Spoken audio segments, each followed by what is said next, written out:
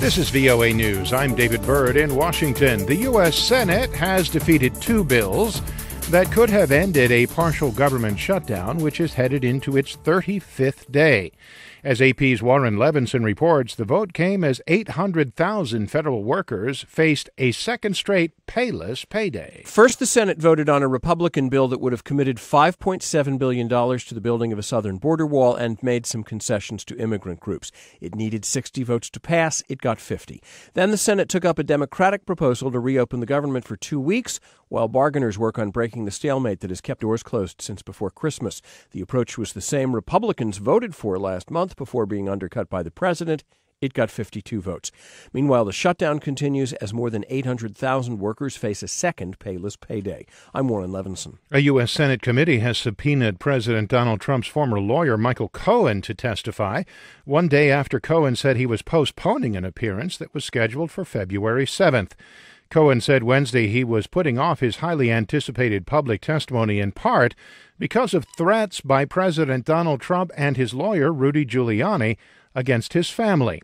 Lenny Davis is Cohen's attorney. He told ABC's Good Morning America that Congress should censure both Trump and Giuliani. A resolution of censure when the President of the United States indisputably intimidates and obstructs justice to prevent a witness from testifying is in order. So is a federal criminal investigation of Rudy Giuliani for witness tampering, calling out a man's father-in-law and wife in order to intimidate the witness. Both Trump and Giuliani have urged the Justice Department to investigate Cohen's father-in-law for crimes they did not specify, but allege involvement in organized crime. For more, visit our website, voanews.com. This is VOA News.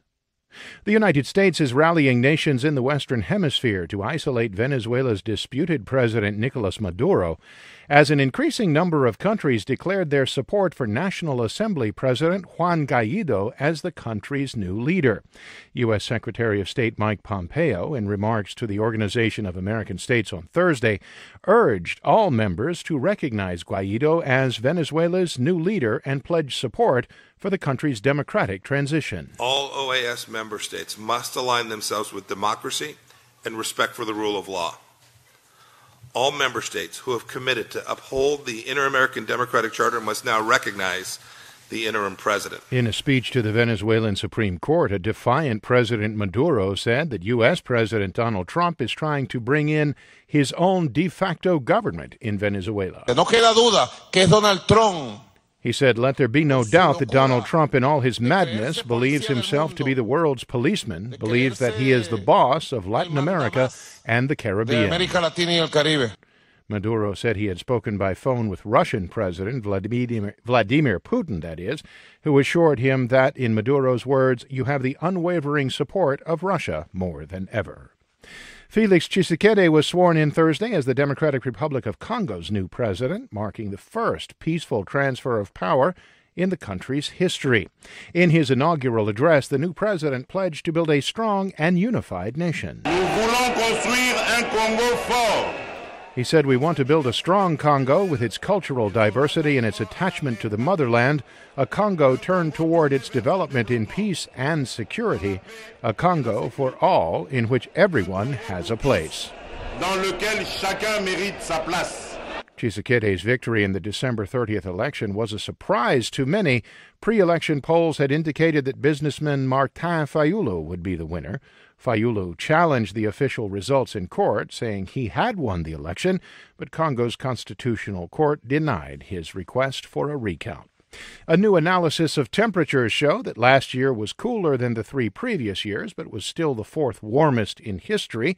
AP science writer Seth Borenstein has details. Last year was the 4th warmest year on record. Records go back 160-some years. It's slightly cooler than 2017, 2016, and 2015 because of natural variability, things like El Nino and La Nina. The trend is still up over the decades. It's sort of like climbing a mountain. You don't always go up. If you chart it, it's going up and down a bit, but overall you're going up. AP's Seth Borenstein. For more, visit our website, voanews.com. I'm David Byrd, VOA News.